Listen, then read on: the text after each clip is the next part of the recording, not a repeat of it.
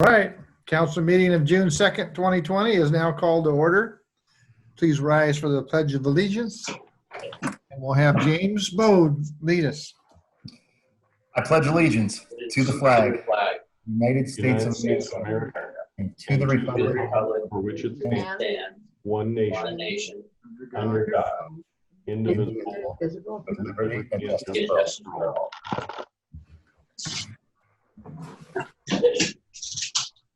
All right, thank you, James. I'm going to write that down so I can keep track next time.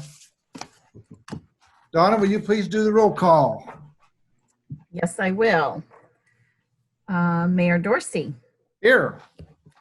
Councilmember Bode, Here.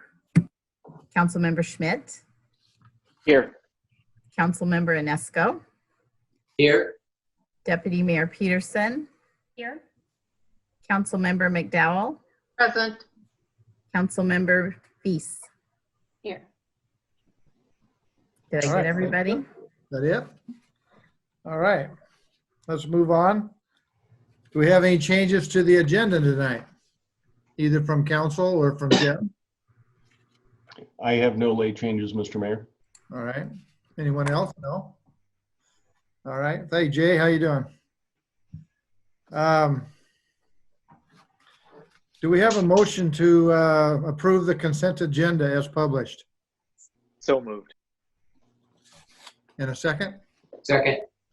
All right, we have a motion and a second. All in favor, say aye. Aye. Aye. All opposed? Motion carries. All right, Finance Director Aaron B. Miller has a presentation for us regarding the 2019 budget year-end review. Go ahead, Aaron. All right, thank you, Mayor. Let me just share my screen here. Hopefully everyone can see that. Yep. Yep. Great looking bear with screen. me 1 second. Okay. I have not had the opportunity to join you for quite some time. I don't know if that's good news or bad news for you. What we have tonight is our 2019 year-end financial status report. Just a couple of quick items before we get started. The numbers that we're presenting is 2019 actuals. They're all unaudited. We got our financial report, our annual financial report, into the state auditor's office on time. So by the end of the day Friday, then they extended it, but ours is in. Staff worked really hard on it, led by Terry. She did a great job. So looking forward to SAO coming out. We'll be providing the 2020 year-to-date update at the next council meeting. So, any concerns that we have about 2020, we'll try to address those at the next one, but want to get through 2019. So we'll start with cash. The first slide that you see, this graph shows the total cash available at the year end for city funds, and it includes, in this particular graph, it includes the Shelton Municipal Park District Fund. The columns that you see are associated with the y-axis values on the left-hand side. So the columns are dollar amounts. And the line part of the graph that you see demonstrates the percent of total from each particular fund as it goes up to 100%. So you can see that nearly 50% of the city's cash is made up by the sewer fund and the general fund. Also, if you just took a look at the street fund, the water fund, the sewer fund, the solid waste, and storm, that makes up just about 60% of our cash balance. So the general fund, which is the only unrestricted cash that can be used for any good governmental purpose, is about 21% of our total cash at the end of 2019. Looking at cash and investments, the year ends are there. On the right-hand side is 2017, and moving toward the left then is 2018 and 2019. You can see we've increased our cash by about $4 million over 2018. That's about 35%. And then the increase from 2017 is about 7% between 2017 and 2019. And cash, it's one of those things, it's a measure, but we don't want to put too much into it because there are reasons that cash balances go up and down depending on what type of activities we're having in any given year.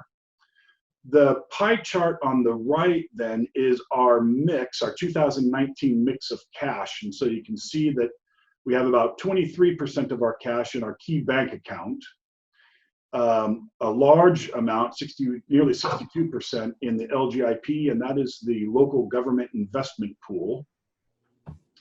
And then we have about 15% or so in investments, and those are our longer term investments. We'll go into those a little bit more when we do our 2020 presentation in a couple of weeks. So here is our ending fund balances by fund for 2019. Again, keep in mind that this is a snapshot in time for 2019 activities. And what we're looking for here is not so much that fund balances changed, but rather if the change is alarming. If it looks, again, sometimes we use more money than we bring in for known and budgeted purposes, but we just want to make sure that nothing looks too out of line here.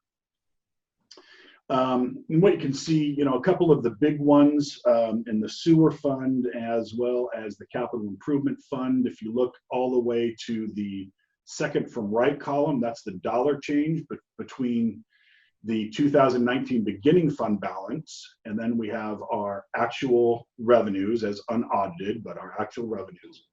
Less expenses is our ending fund balance, and then we have the dollar change and the percent change. Street fund makes sense. Street fund began in 2019. So council enacted the street fund to begin in 2019. So obviously it goes from 0 to the fund balance that they have. The capital fund and the sewer fund, a couple of the bigger ones, those are related to grant activities that came in 2019, largely for activities in 2018, and we'll talk about that a little bit later. But overall, it looks fairly strong. Nothing to be concerned about here, and that's, again, one of the reasons that we want to pay attention to this is not so much whether it goes, fund balances go up or down, but whether there's something in there that it's alarming to us. Moving on to revenues. So this is all funds revenue, actual as a percent of budget. And as you can see, we have a red line there for about where 100% of budget would be. And in most cases, we are above that line. There are a couple of 2 or 3 cases where we're below them. Again, this is similar to the fund balance slide. We want to look at this as not a measure of goodness or badness so much, but as a measure of does it make sense? So if we look, for instance, at the solid waste fund there, right about in the middle of your screen, there's a corresponding decrease in expenses as well from budget. And so while that looks like we came very short on our revenue estimates as a percentage, it really isn't so. Solid waste is funded through a reimbursable grant. And so for the expense, when we get to the expense side, you'll see that the expense side is also low. Same story really for payroll benefits and EM&R funds. The expenses also were a little bit lower.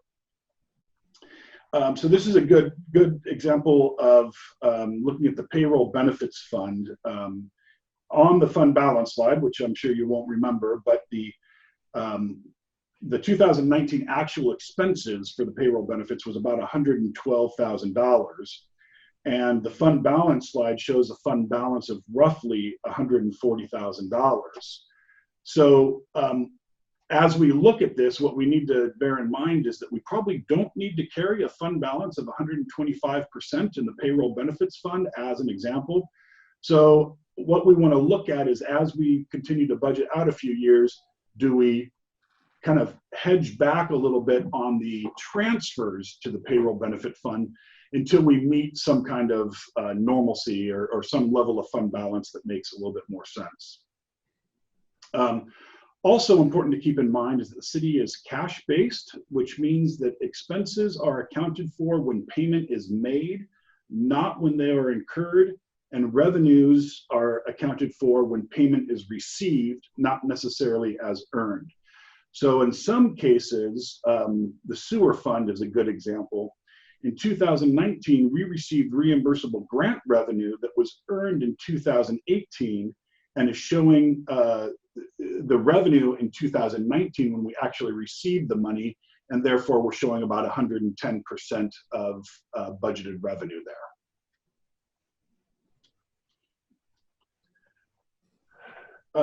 This slide 8, revenue by fund, is a companion with the previous slide, and really it provides the same information in table view. And so you can see our 2019 budget on the kind of the second column from the left, then our actual amounts, the variance then to budget, and the percent of budget, which you just saw in the previous slide.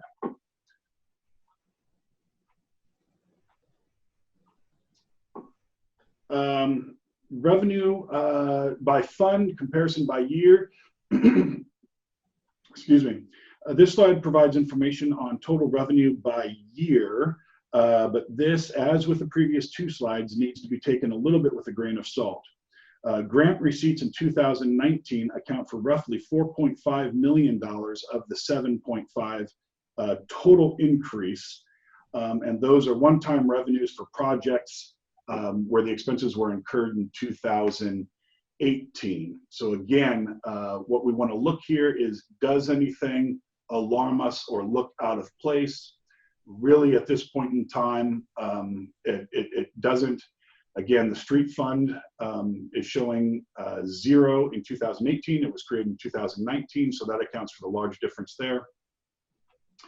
And revenue for reimbursable grants in both the capital and the sewer really account for those two large revenue increases there. So again, everything here looks fine, nothing to be alarmed about. This slide is another companion, and it's meant to illustrate the mix of revenues from year to year. And so you can see it's the same information based on 2019, which is the pie chart on the right of the screen, as compared to 2018, which is the pie chart on the left of the screen. And again, what we're looking for here is anything unusual. You can see that for the most part, while things did move around a little bit, the pie shape largely is about the same. There is an increase in intergovernmental that I just want to mention real quick on the 2019 as you look at the 2018. And that's largely, again, we've talked about those reimbursable grants, mostly due to Basin 3 and the downtown connector that come in as state grants, and that's an intergovernmental type of revenue. Oops, did I go one too far? I did. Slide 11 then, this is total revenue by type, and this is where we break down the revenues that we did bring in into whether they're taxes, charges for services, fines and penalties, intergovernmental, licenses and permits, miscellaneous, or other funding sources. The other funding sources at the bottom of the screen are really transfer-ins. Often it's transfer-ins of general fund dollars to other funds. The top part of this graph shows revenue collected by type and percentage as compared to budget. So again, you can see that in all but other financing sources, we came in at budget. The red line there represents about 100% at budget or a little bit lower. Some of the big variances that you see there in taxes, of the $1.1 million, $1.2 million nearly, about 860 is an increase in sales tax from previous year. And then about 200 of that is increases in utility tax. Intergovernmental, we talked about it on the last slide. That $5 million increase is reimbursable grants for the Downtown Connector and for Basin 3 that came in 2019. The reduction in licenses and permits is mostly due to reduction in building permits and plans review. And then other financing sources, that really is mostly suggests the transfer of dollars from the general fund to the street fund, both in terms of transportation benefit dollars that were accumulated in the general fund in previous years and transferring over to the street fund, as well as general fund support for the street fund in 2019. The next slide then is our taxes. We're breaking down that tax line into property tax, sales tax, B&O tax, and so on and so forth. Again, the top is against budget, where you can see that for the most part, we came in either above budget or very close to our budget amount. The increase in city sales tax or city utility tax down below the 200, well, let me start at the top.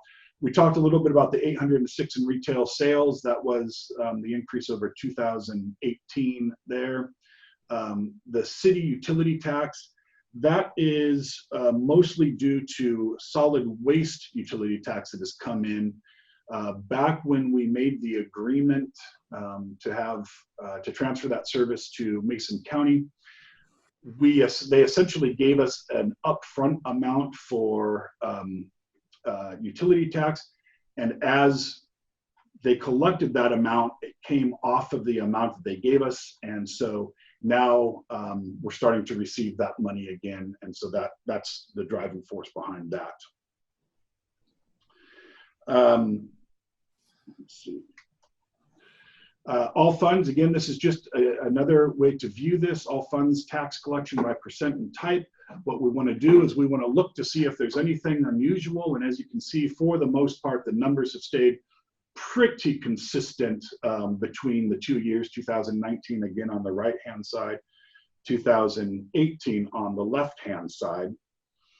And again, you know, it does show that that we make our hay on retail sales tax and property tax. About 68% in each year comes from those two sources, and the rest of the sources make up the remaining 32%.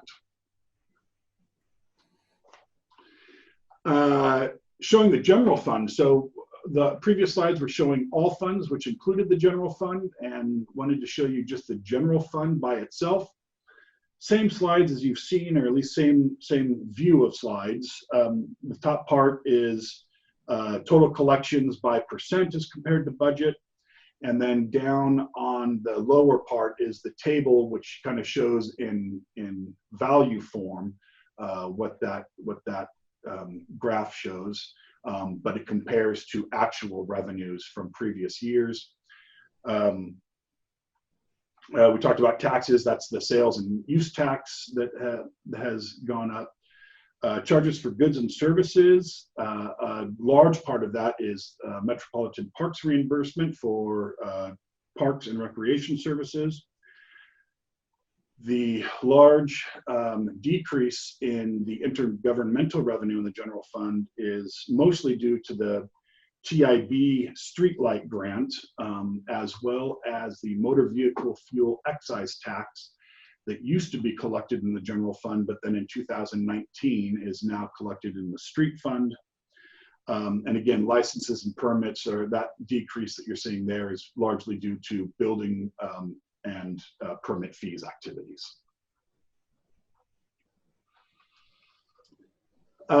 General fund tax collections. Again, top graph shows the percent to budget, 100% of budget. Looks like we're almost there. And then on the bottom part shows our tax collections as compared to previous years. Interesting thing about sales tax in this particular view, retail sales tax, the Transportation Benefit District sales tax is no longer collected in the general fund. So when that $600,000 is now in the street fund, but yet we still, even when we moved that revenue out, we collected about 114 more than we did in 2018. So very, very strong year for sales tax. And again, the city utility tax is from mostly from the solid waste. Same picture again, what we want to do here, 2019 on the right, 18 on the left. We want to view to see if there's anything outside of the lines that might tip us off that there's an issue. Again, pretty steady as a comparison of the 2 years and the mix of general fund tax types. And similar to the total tax, general fund, 68% comes from property tax and retail sales and use tax, and the rest are filled in by other amounts. So getting to the expense side here, as an expense side, this slide, quite honestly, doesn't really tell us much, because on the expense side, we will do supplemental budget adjustments throughout the year because we cannot overspend our expenditures above the amount approved by council. So what we would be looking for here is there would be trouble if anything was over 100%. And of course, as you can see here, things get very close to 100%, but none have gone over that amount. I did want to make mention on the top part of this page, the solid waste. We talked about when we looked at the revenues, that the solid waste number was low on revenues. And I said you'd see that same kind of corresponding decrease in expenditures. And you can see it in this view here. The lower part of this breaks down our total expenditures, total city expenditures by expense type, salary, benefits, supplies and equipment, services and charges, debt service, capital, and then transfers out. And again, all of those are underneath the 100% as well. Slide 19 here, excuse me, this slide shows the change in expense levels between years. Similar to how we talked about with the revenue, it's the same for expenses. Whether or not expenses in the fund went up or down based on the previous year doesn't necessarily indicate that it's been a good year or a bad year. What we want to make sure is if they did go up or down by significant amounts, does it make sense? So in this case, looking at the general fund, it went down by $275,000 as you compare to 2018, but we also moved street fund activities out of that fund in 2019, and they are now accounted for in the street fund. So as you can see, that next line down, street fund has an expenditure amount of $1.2 million almost. So the general fund reduced our activity by about $1.2 million and came in about 275 under 2018, where the street fund activities were. So had the street fund activities been in the general fund, it would not be a reduction of 2.1%, rather it'd be an increase of about 6.9%. So again, those are the types of things we want to look at to make sure they make sense. The capital fund is related to construction work for Downtown Connector and Basin 3, same with sewer fund, as well for Basin 3. Construction activity, that's a decrease from what they did in 2018. And then EM&R fund went up, EM&R fund for the equipment maintenance and rental fund. That is a fund where we accumulate balances over time for equipment purchases when they need to be made. And in that year, that's what's taking place there is equipment purchases. So again, expenses move up and down, but we just want to make sure that, that it makes sense to us on why they did so. Slide 20 then is all funds expense changed by category. And on the top, what you can see is as a comparison of 2019 and previous years, you can see the category for our expenditures, and the bottom half of this just graphically illustrates the percent change between 2018 and 2019. Supplies and equipment, large reduction there, relatively large reduction there. That is a reduction in overall construction supplies that we purchased in 2019 as compared to 2018. And then services and charges, which shows a increase. That is professional services for construction activities. And again, because we're cash-based, that could be a timing issue where the expense was really incurred in 2018, but because of timing of getting the invoices, they were paid in 2019. Because we're and as we're cash based, that's when that expenditure shows up. So again, we want to look at this to make sure things make sense, and there wasn't anything there to alarm us. Again, another way to view this through pie charts, so that we can take a look. Are there any outliers? 2019 on the left, on the right, 2018 on the left. And again, the pie shapes and the numbers, they really show a similar mix from the previous year. Slide 22, then, this is general fund expense to budget by department. Same story as when we talked about the first slide. There's not a lot to see. Our legal expenditure is at the fund level. So if you look at this, you can see that the police department is just peeking over that 100% line, and that's fine, because as long as the general fund in total does not overspend, we don't need to make any adjustments. And the reason that the police department expense is just peeking over that 100% is at the end of the year, we went ahead and the police purchased some badly needed police vehicles and equipment that was desperately needed. So that's the reason for that little overage there. Slide 23 then, again, this is showing, comparing 2019 to 2018 by city department. Same story as we've talked about before. Whether or not the 2019 actual expense is larger or smaller than the 2018 isn't a measure of good or bad, as long as the changes make sense.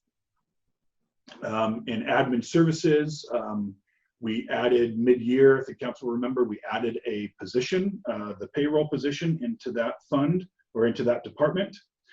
The city manager, that reduction is largely due to FTE counts that went down between 2018 and 2019. Same with public works, there was a reduction in FTE, so salaries and benefits went down on that fund. And again, streets activity is no longer in the general fund, and so it shows 0 at the bottom of the 2019 column. Slide 24 then, general fund comparison by expense category. This shows, again, the top half are the expense categories as they compare to the previous years. And then down on the bottom is graphically the percent change. Really, we've talked about most of these things. I will say that the percent change, especially when it comes to transfer out, that large transfer out amount, is about the same amount as the reduction in salaries and benefits and service charges for when the street fund left the general fund and went into its own. And then we provided some additional support. So that really kind of talks about the biggest changes there. Second to last slide here.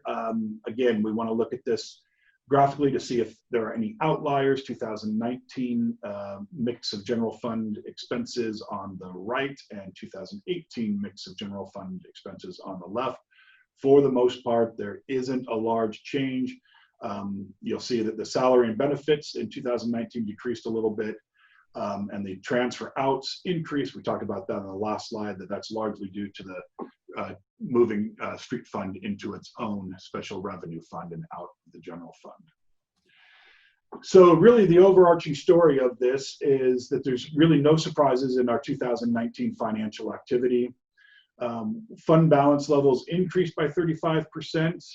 Importantly, I think the general fund, street, water, sewer, and storm drainage all met or exceeded the fund balance desired levels that was agreed upon last year, which is 16% for the general fund and street fund and 20% for those other funds. And that's fund balance as a percent of current year budgeted expenditures.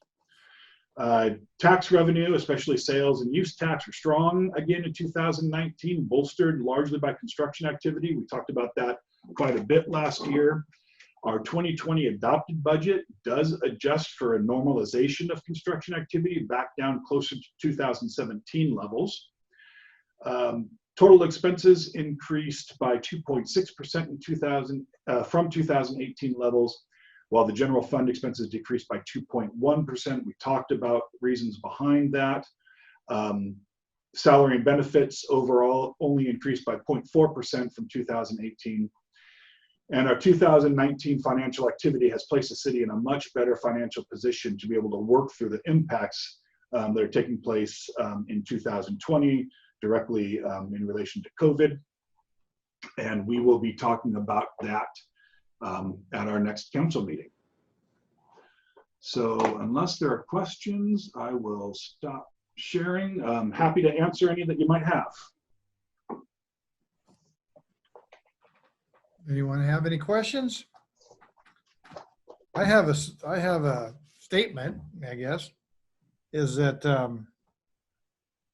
one thing you just touched on was how much better shape we are in now than we were back in 2017. And just think if this COVID would have hit back then, man, I think we'd be in a world of hurt. And I'm just more and more impressed with the finance department. And more than that, I'm confident. So Great. I have that confident feeling. I hope everybody else does as well. Great. Well, I appreciate that. I'll pass that on for sure. All right. Thanks, Aaron. Thank you, Aaron. Thank you. Thank you. Okay, we move on. There's no business items to discuss tonight, so we'll move on to action. The first item on the action agenda tonight is a contract change with Aspect Consulting for the C Street landfill. City engineer Ken Gill has the details for us.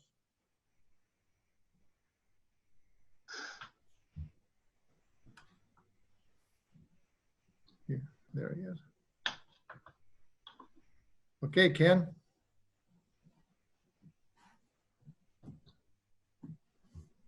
Okay, Council, thank you for letting me present to you again this week.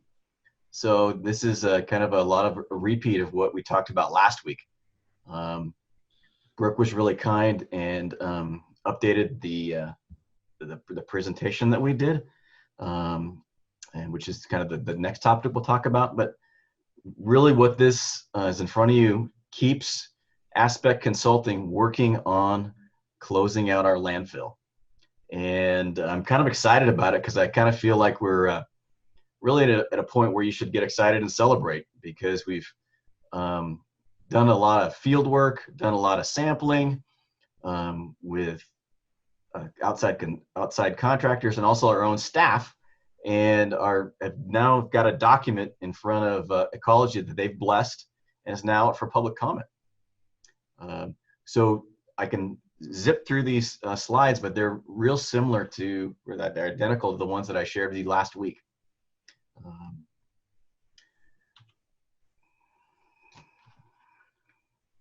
So it's located out on the other side of 101, on the other side of the cemetery out there. It's about just under a 17-acre site. We acquired the property in 1928, and it was a landfill up into the 1980s.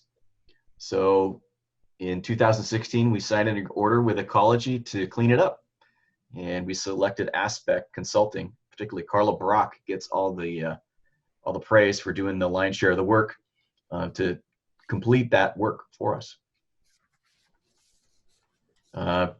We hired Holocene Drill to go out there and drill some wells. There's another picture of it again. They took some samples. We took some soil gas samples out there. We used our own backhoe to dig some test pits. There's our guys. But kind of where we're at right now, we've got this report. Since I've talked to you last time, we've gotten this report back from Ecology, and it's out for public comment. The report talked about some alternatives, and I want to share with you a little bit more detail what they are. So if someone asks you questions, what are the alternatives we're discussing? So I'm gonna flip to a different screen here, and it's a table, and there's a lot of words and a lot of things on it. But what I want to point out to you is the alternatives across the top, and particularly alternative 1, and it goes down to 4. So alternative 1 is putting about a 3-foot stack of dirt on top of the whole thing. Basically some geotextile, 2 feet of some sand and gravel, and then another foot of topsoil. And the reason why the consultant is recommending that is because it's implementable. So it means we can do it. It's also, if you look down to the estimated cost column down here, it's one of the lower cost options. The other end of the spectrum is just hauling it all away, and that cost over there is astronomical. It's around $32 million. So Ecology is working through this process right now, doing the public participation process for us. But this is what we've kind of spent to date, and this is where we've headed. So do you guys have any questions about the work that Aspect has done for Shelton or the C Street landfill? Ken, Go ahead, Kathy. I'm not saying do the $32 million one, but if someone was to do that one, that with no guarantee that they would get it all, right?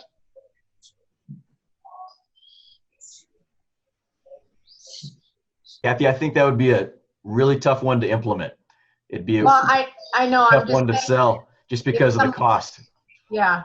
But if someone went in and wanted to do that one, which we won't do, I'm sure, it's no guarantee that digging it out and hauling it away is going to get it all, right? I'd agree with you because the contractor digging it out wasn't the one dumping it there. Okay. Just question. Yeah, thank you. I have a question. Alternative 1, that was about $1.5 million last time we were briefed on that, wasn't it? Did that go up? You know what, Eric? I don't recall. It wasn't your briefing. It would be before you. Yeah, I don't remember. I do know that this is what Carla has came up with using 2019 dollars to estimate what the cost is. So, and unfortunately, Eric, we won't know exactly what that cost is until Ecology approves and blesses alternative 1, and we go out to bid and have some bids to show you. Right. Could be lower than 2 million. Right? And a quick, who chooses who ultimately is going to choose the solution here? Is this something Ecology will say, we recommend you move forward with alternative 1, 2, or 3, or 4? Or is this completely up to the city and Ecology just says any one of these alternatives meets the need, or 1 and 2 do and 3 and 4 don't, or something? Joe, the question I heard you ask is that who decides? and they have a 30-day public comment, which ecology will listen to anybody that comments on it, including electeds. And then they evaluate all those comments. And if the comments, they need some more information, then they extend the comment period. But ultimately, ecology, with our consultant's recommendation, decides. And our consultant's recommendation in this report is alternative 1. So I'm hoping that's where we land. All right. Great. That's what I was driving at, was ultimately it's kind of ecology's say, and what they'll accept as a acceptable solution. So thanks for that. All right. Do we have a motion for the contract change? Mr. Mayor, if I could, because we are on Mason Web TV and on a Zoom meeting, if we could hold off any decisions for approximately 30 seconds to Sure. allow for the delay lag, and anybody that does wish to comment is able to.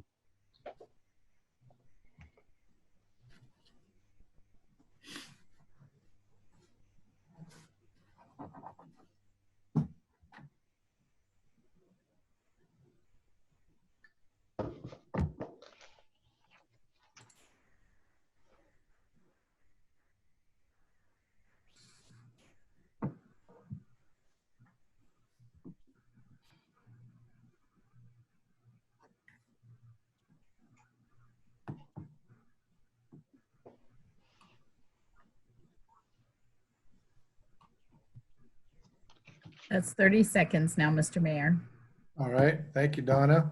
You're welcome. All right. Do we have a motion for the contract change with Aspect Consulting? I move to approve the extension of the C Street landfill remedial investigation contract by authorizing the mayor to sign the contract change number 6 with Aspect Consulting. Second.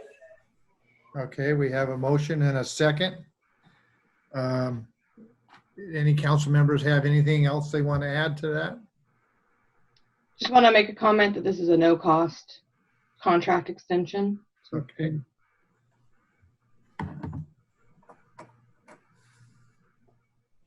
That is correct, yes.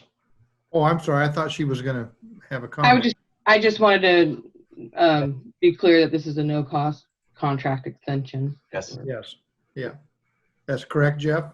That is correct. It's only an extension of time and does not add to the cost. All right. So we have a motion and a second to approve the extension of the C Street landfill remedial investigation contract, authorizing me to sign contract change number 6 with Aspect Consulting. All in favor, say aye. Aye. Aye. All opposed? Motion carries. All right. The last item on the action agenda is an update on the C Street landfill. City Engineer Ken Gill has information for us. Well, folks, I kind of spilled the beans already. I gave you my update in the previous presentation. Yeah. But the one thing that I want to make sure that everybody knows, is aware of, is I'm going to stop my screen sharing and show you this report.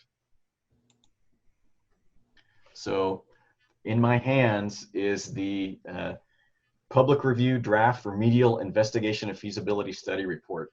So the table that you just looked at is in this report, and that really, I think, really boils down to the dollars and the nuts and bolts of what's in this report. So this will be available on our website. It's what's out for public review, but that is everything that, if you ever want to know anything about the C Street landfill. Backing up a little bit, Brooke did an excellent job detailing what we did since your last briefing. But basically, since your last briefing, what's happening was writing that report, getting ecology's comments, responding to their comments with some more test pits with the pictures of the backhoe and the pictures that I showed you, incorporating those comments into that report, and then getting it out on public comment.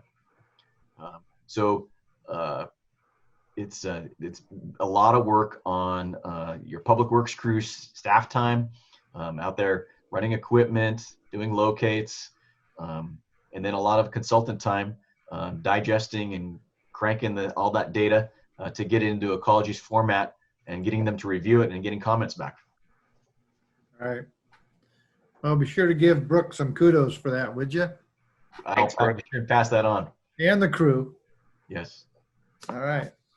And as Ken mentioned, we will have that up on our website, and we'll also have the ability to access Ecology's comment system. So we can make it as easy as possible for interested parties to comment on the draft report.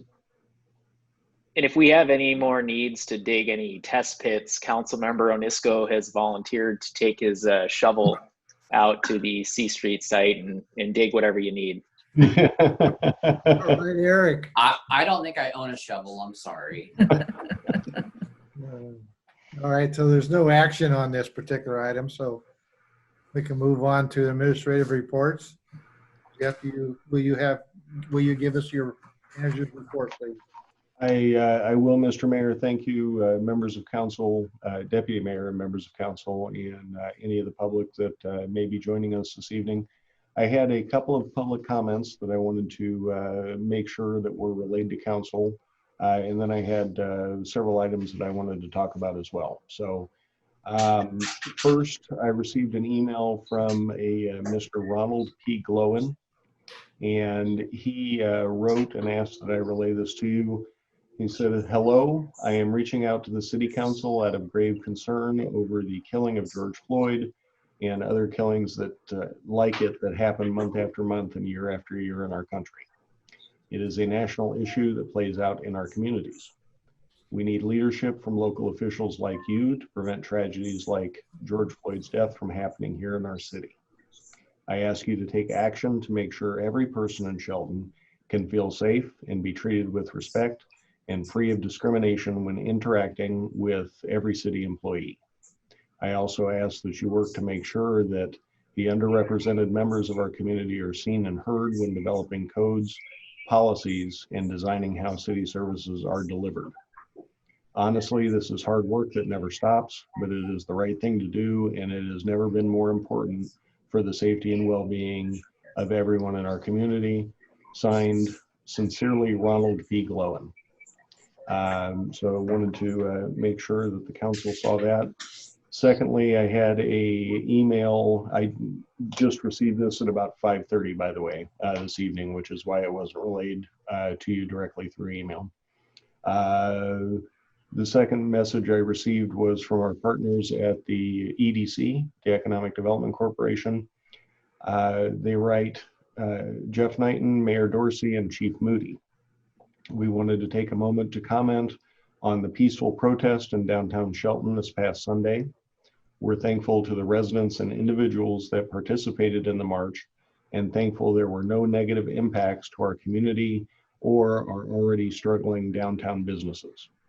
This was a situation that could have easily gotten out of hand. It didn't, and for that we are thankful. We want to compliment the Shelton Police Department for doing a great job of managing it, as well as Mary Ricker for her fantastic messaging to the community, not just this past weekend, but throughout this pandemic. You have an excellent team doing outstanding work. We are proud of them and our community. Signed, Best, Jennifer Baria, and Karin Leaf. Relay that one as well. And then I had a couple of things that I wanted to mention. I really wanted to commend all the groups that participated on Sunday here in downtown. They peacefully gathered and they exercised their constitutional rights to vocalize their anger. And also, I'm extremely proud of the Shelton Police Department. I thought they did a wonderful job of maintaining public safety and making sure everything that happened peacefully and that everybody could peacefully exercise their constitutional rights here in our city. Couple other things that I wanted to mention. There has been some concern around town about our water bills and what happened there, and I wanted to make sure I address that. So in March, our public works crews did their actual meter reads, which is typically how we do it. We count the number of units that go through the pipe into your home, and then where it's used, whether it's a dishwasher or the shower or whatever, your sewer rates are calculated based on your water usage. In April, because of the pandemic, we were not able to do actual reads. We simply estimated what your April bill would be based on previous month's usage. We estimated quite low, and there's a couple of reasons for that. One, we had several warm days in March and in April, where people, I'm sure, were irrigating, maybe filling up swimming pools, pressure washing their driveways, that kind of thing. But two, everybody was at home. All the kids were at home all week. All the families were home all week, and you're necessarily going to use more water when that happens. So we sent out the estimated bills, and then again in May we did an additional actual read. So we counted, excuse me, the actual number or the actual amount of water that went through the pipe. And based on those calculations, what's included in your May bill is your May and April charges less the estimate that we used, but there's going to be an additional amount on top of that because we estimated low. Pro rationing, which affects your sewer bill based on irrigation and things like that, didn't start until yesterday, June 1, which is another factor that goes into this. Excuse me. Now, most of this, those two factors, for the most part, are going to account for all of the water bills that people are saying. 99% of them. There may be some instances where someone has a leak or things like that. But I wanted to make clear that our customer service team is available to answer questions. Right now, on a somewhat reduced schedule, they're here in the mornings till noon. But starting June 15th, they will be here 8 to 5. So we'll have someone available to answer questions at all times. Second to last, the governor issued a new proclamation yesterday concerning our council meetings and our conduct of council meetings. We are still not able to meet in person and won't be able to until June 17th. That's when the most recent proclamation ends. However, the necessary and routine requirements that we've been operating under to just consider paying the bills, like our Aspect consulting contract that we discussed, and your consent agenda, we are able, according to the new proclamation, we are able to consider other items. However, there's a little bit of confusion there about what council is able to consider and what is not. The state attorney general will be issuing further guidance later this week to let us know what we can consider at our scheduled June 16th meeting and what we can't. And I'll be sure to update you that with that information when I get it or during our briefings next week. And lastly, to end on a good note, a happy note, we opened the parks yesterday, and that's fantastic since it's supposed to be in the 70s all week. But I do want to remind folks out there, recreate responsibly. Please keep distance. We're still even with everything else going on, we're still in the middle of a pandemic, and we want to make sure that we take care of ourselves and our families and our community. So parks are open. Go have a good time. Just do it with physical distance, please. And with that, that's all I have. I'd be happy to answer any questions. I just had a thought. June 17th is a Wednesday. Do we want to move to Wednesday that week, that month? Or just wait till July, whatever? I think that moving council meetings, I'm already nervous that we are doing our very best to provide all the opportunity that we can for the public to participate in our meetings and be able to speak with you. I think if we start moving days around, that might make it a little more difficult. That's, yeah. That's But fine with me. I I'd be happy to consider that and then do whatever the council desires. Okay. Can I say something, Mr. Mayor? Yes, Miss Donna.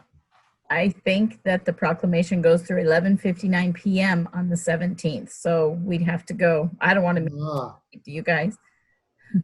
okay. Donna's getting comfortable being on camera. Yeah. Oh, yes, so comfortable. So let's bag that thought I had. Okay, does anybody else have anything to add tonight? I just wanted to say, echo Mr. Glowen's sentiments, as well as our partners at Economic Development Council, and just a huge thanks to our whole community. And it's wonderful to support all of our people, our Black community as well. And then on another good note, I've been watering my garden like crazy since March. I know that my bill went way up, but I'll tell you what, I've got a whole host of radishes. I got turnips I'm about to get. I got lettuce. So I don't know. I'm pretty excited about my green growing that I've got going on. So. Yeah, you could sell them to make up for the water bill. There you go. Well, I'm hoping to actually have a little bit of a. I'm trying to get a little bit of it. We've got a little library. My neighbor has a little community library for our neighborhood. So I'm going to try to do the community bounty basket. Yeah. I'm incredibly proud of our police department and its leadership, and I thought they did a fantastic job, and they should be recognized for that. That's right. Yeah, I agree. Yeah. And thank our sheriff's department for their part in it as well. Yeah, absolutely. Our sheriff's department and all of our partners, Central Mason Fire was also part of that group, and all of both our police department and all of our partners did a fantastic job. They did. Yeah, I agree. All right. If there's nothing else, our next meeting will be Tuesday, June 16th at 6 o'clock. This meeting is adjourned at 6:57.